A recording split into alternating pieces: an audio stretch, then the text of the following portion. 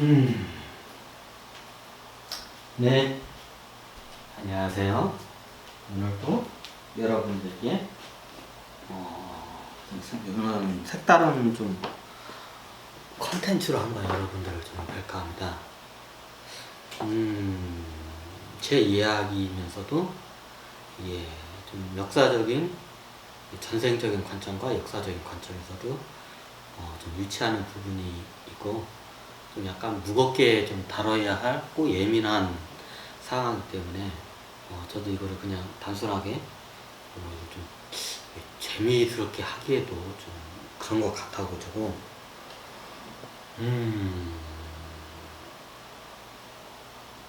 이거 보시면 아시겠지만 제가 안중근 의사와 이토 히로부미의 현생의 인연에 대해서 한번 이야기를 해볼까 합니다.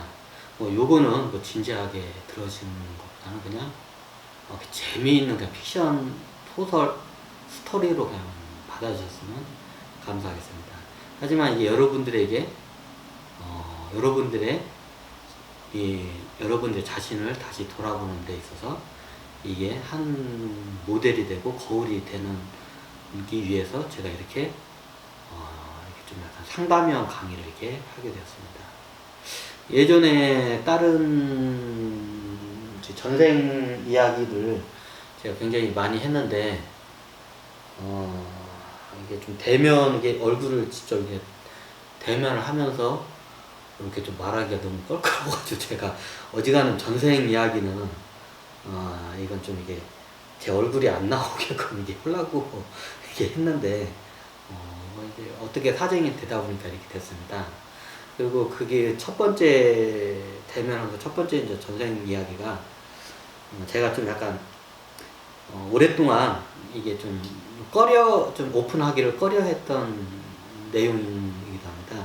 왜냐면 이게 역사가 그게 얼마 되지도 않고 아직도 이게 한일 간의 깊은 뿌리에 이게 감정의 고리가 엮여 있는 상황에서 이거를 잘못 얘기하면 이게 아무래도 안 좋은 방향으로 부정적인 현상으로 일어나지 않을까 하는 우려감을 해서 제가 이게 그냥 미루다가 이제 지금 이 타이밍이 적절하다고 제가 판단을 해서 지금 이제 이야기를 합니다.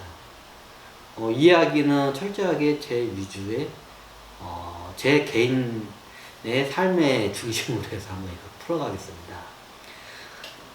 안중근하고 이토 히로부미에 대한 사건은 우리가 옛날부터 요즘 초등학교 때부터 이거는 무시 박히도록 우리가 귀에 이게 많이 들었고 영화로도 많이 나왔고 드라마상으로도 이게 많이 회자가 됐던 내용인데 이토 히로부미가 2009년 10월 26일 오전 9시 전 참고적으로 이게 위키백과 사전을 많이 애용을 하거든요. 그래서 근데 위키백과사전에 의하면 1909년 10월 26일 오전 9시에 일본 제국의 전 총리이자 일대 조선 통감 총독이라고 해요. 이걸 조선을 총감독하는 파견된 지도자 이런 개념으로 보시면 돼요.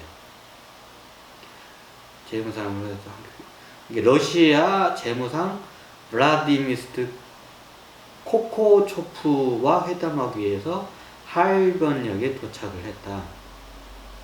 근데 이 타이밍이 왜 이게 러시아 그때하고 저건 하냐면 이게 옛날에 이게 다큐멘터리 나왔는지 모르겠는데 맞던가 이게 이토 히로부미가 일본에서도 예전에 그걸 많이 타서 이토 히로부미가 만약에 안중근한테 암살을 당하지 않았으면 인류의 우리 동아시아 역사는 바뀌었을 거다.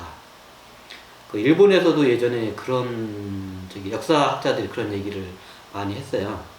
이토 히로부미가 살았으면 지금과 같이 일본이 패망하지 않았을 거라는 이런 설이 많이 돌아요. 왜냐면 이토 히로부미가 이 당시에 하얼빈에 저기 그 이토 히로부미가 저기 뭐냐 러시아 재무상 블라디 뭐 하여튼 재무상을 만나러 가죠. 그 블라디미드 코컵초프와 회담하기 위해 하얼빈역에 도착했습니다.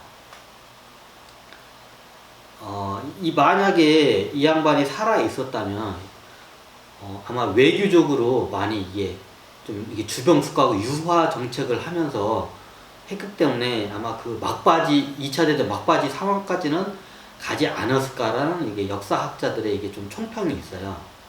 그러면 이 사람이 살아 있었으면 일본이 최소한은 저기 중국까지는 아니더라도 만주하고 여기 중국 북쪽까지는 일본 영토로 지금까지 이게 돼 있을 거라는 이게 설이 이게 파다하게 이게 좀 있어요.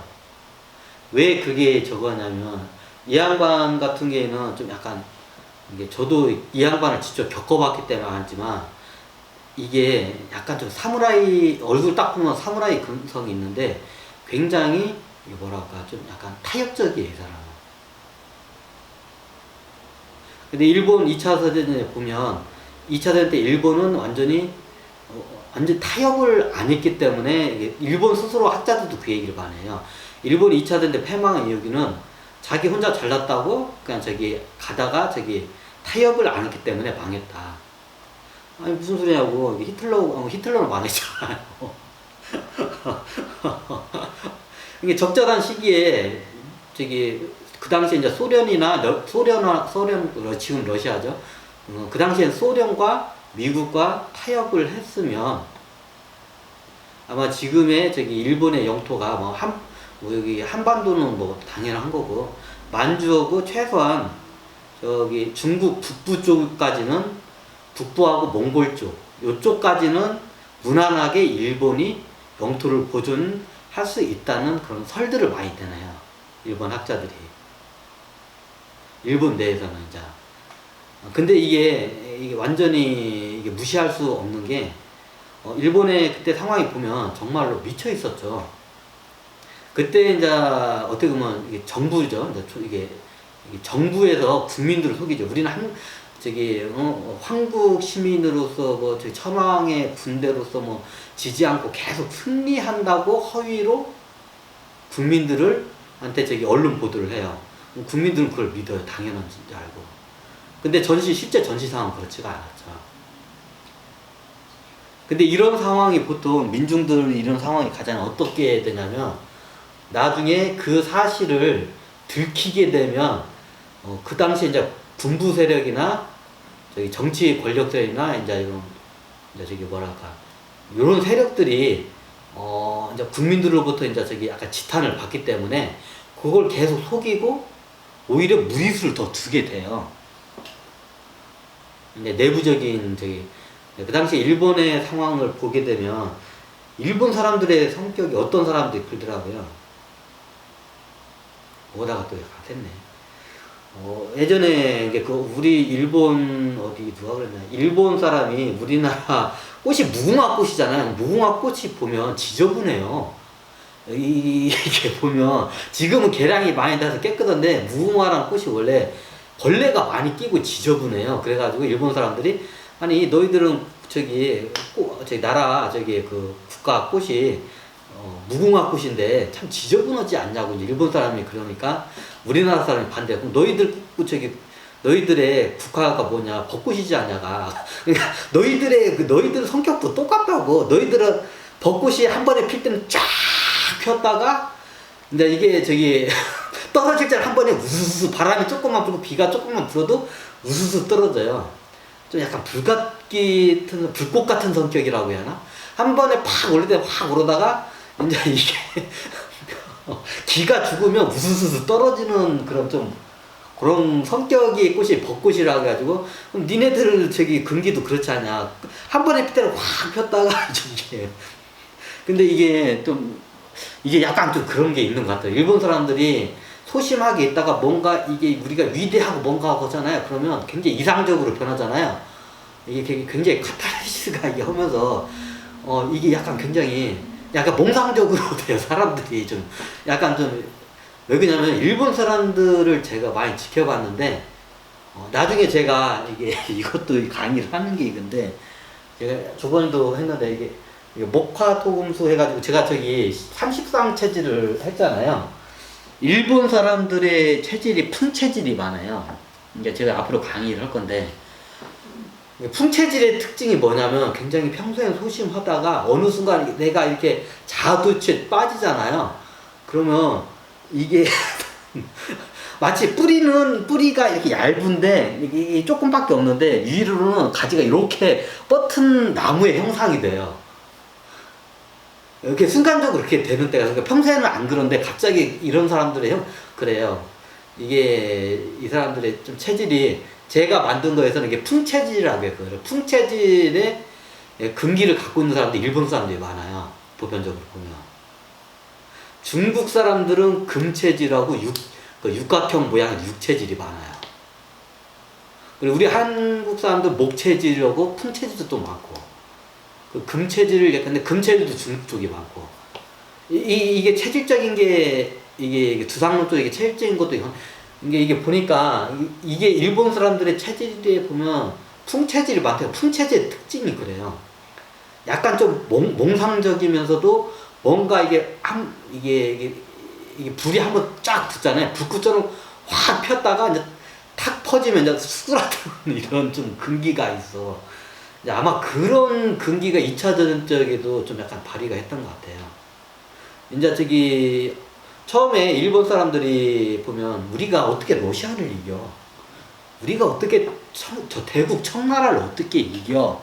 처음에는 그랬는데 실질적으로 한국 조선에 들어오면서 청일 전쟁과 러일 전쟁을 승리를 이끌어냅니다.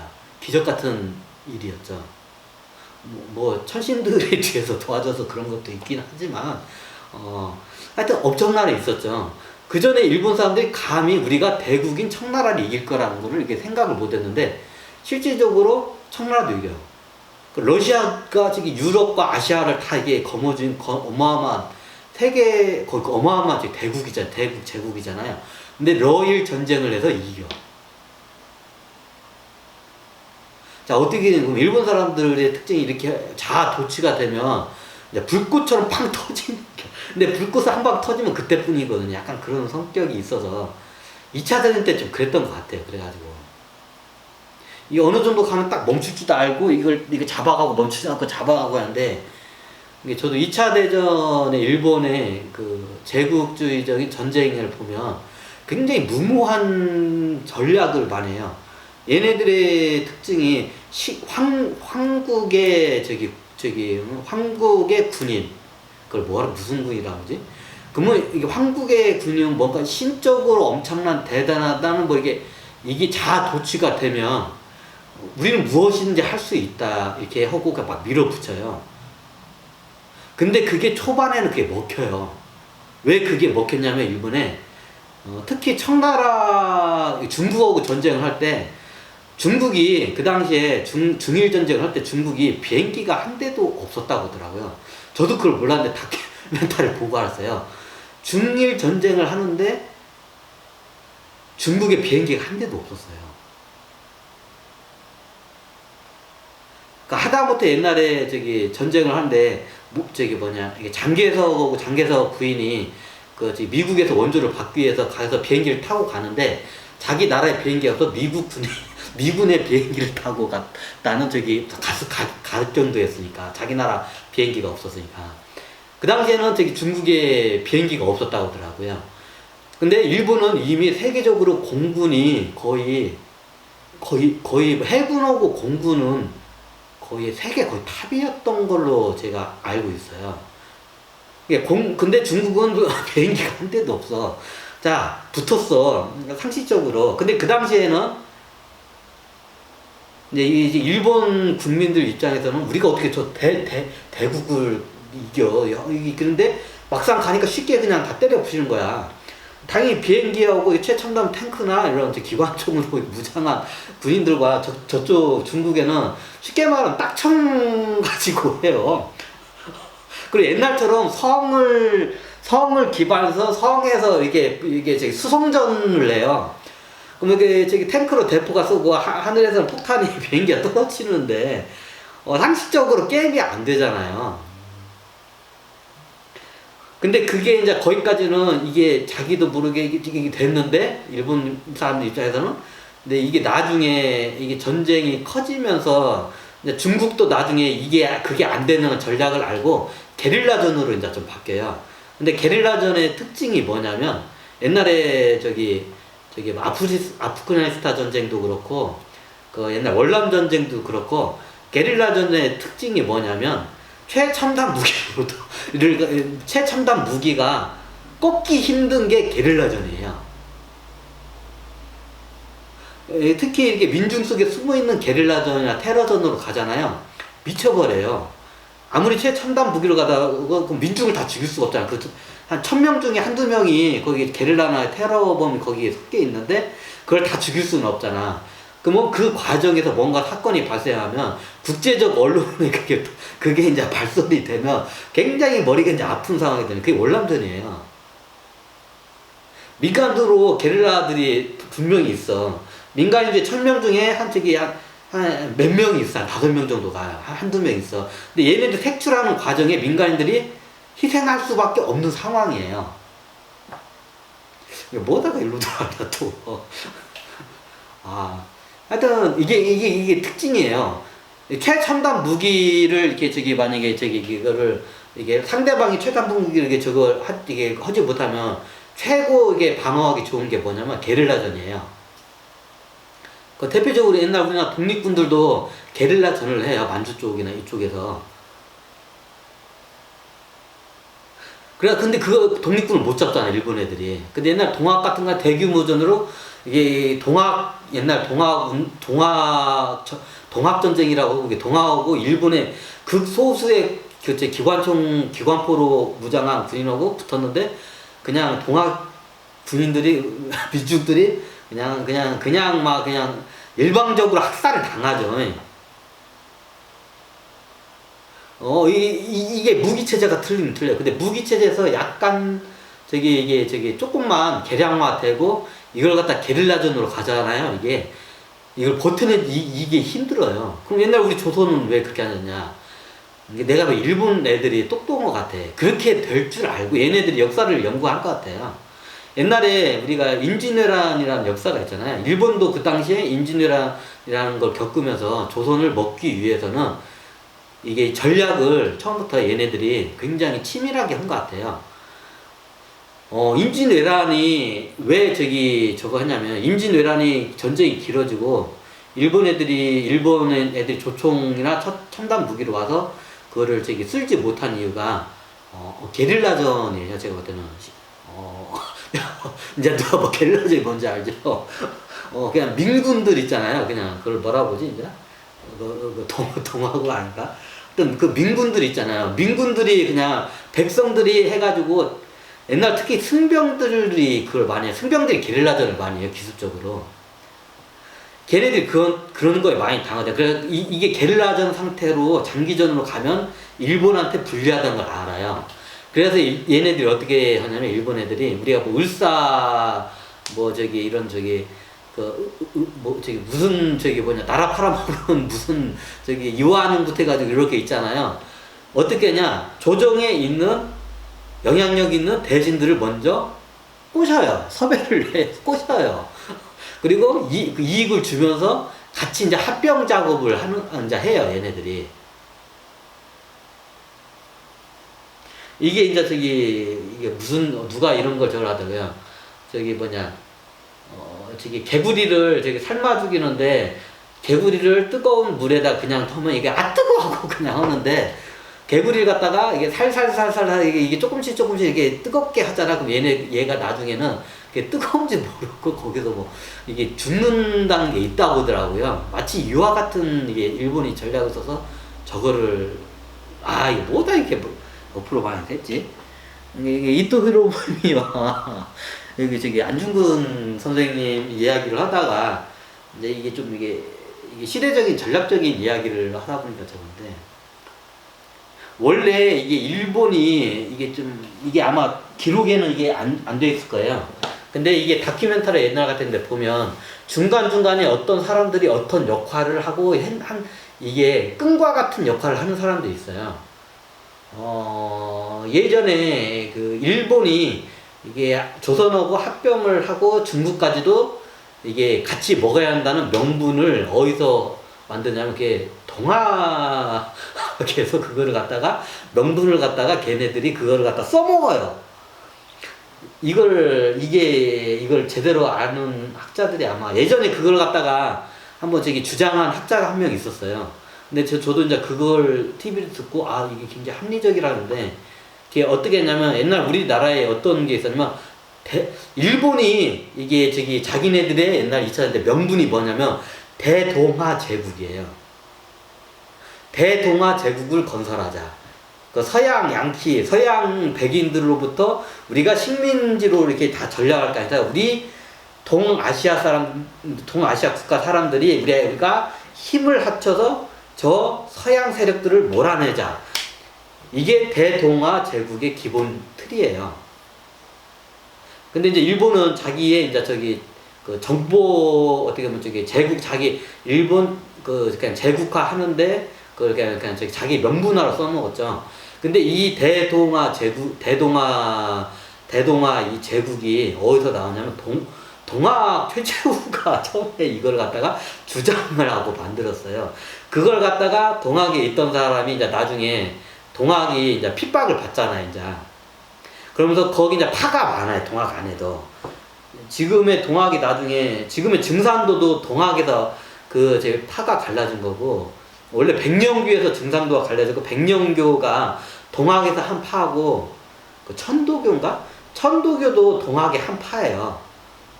여러 개 동학에서 파가 이제 저기 갈라진 게 우리 이제 대중 전통 종교가 뭐 증산도 뭐 뭐가 있지? 하여튼 몇 개가 있는데 이게 저 천도교 몇 개가 있어요. 그 백령교도 있고 이게 뿌리가 기본이 다 동학에서 뻗어나온 거예요. 이게 동학이 동쪽의 학문인데 이게 돌을 닦는 학문이에요. 최재우가 이 양반이 만든 게. 근데 이 양반이 그럼 그 전에는 도에 대해서 있긴 있었는데 선도는 거의 뿌리가 뽑혀서 이제 선도라고 해가지고 비슷한 사람이 했는데 그 명맥이 뽑혀서 거의 없다고 보고 실제적으로 이제 불도가 이제 신라 시대부터 저기 조선 시대 때까지 거의 이제 불도가 들어오고 조선 시대는 그리고 유교도 일종의 도를 마음의 인격을 갖다가 닦는 학문이에요. 그것도 도를 닦는 일종의 학문이에요. 그래서 유교를 갖다가 그걸 하는 사람 선비라고 하죠. 그 선이 아마 신선선자에서 나오지 않았을까 하면 조심스러운 추정도 할 수도 있습니다. 왜 얘기하냐면 이게 옛날 최치원이 주장했던 유불선, 유교, 불교, 선도가 도교도 선도에 들어가요.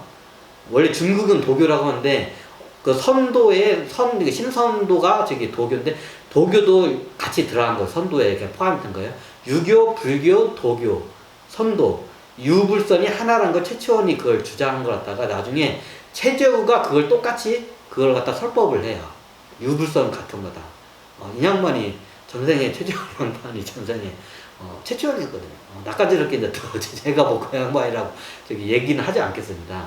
그냥 저는 이게 객관적으로 한번 설명을 드리겠습니다. 그 당시에 최재우가 옛날에 이제 뭐 징기스칸이기도 했고 했는데 이 양반이 왜 그런 사상을 내놨는지 이해가 되더라고요.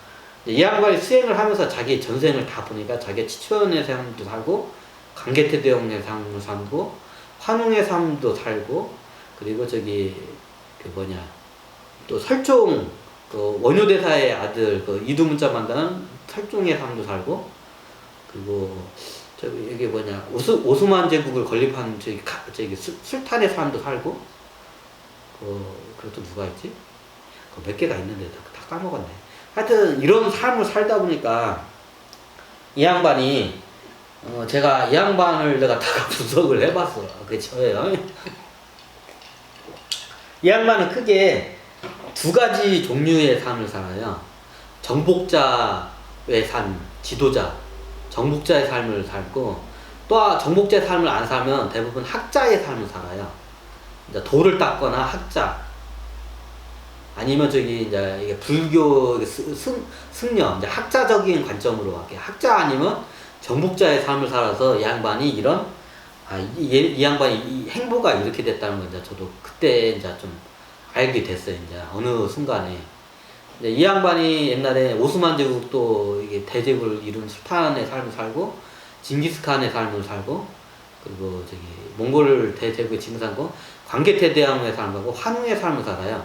환웅도 일종의 이게 좀 정복자 연방 국가로 이렇게 전쟁을 해서 한 건 거의 없지만 연방 국가로 해서 이렇게 큰 대환국을 세운 양반이거든. 환웅이 대제국을 세웠어요. 그 당시에 연방 국가를 세웠다고 보시면 돼요.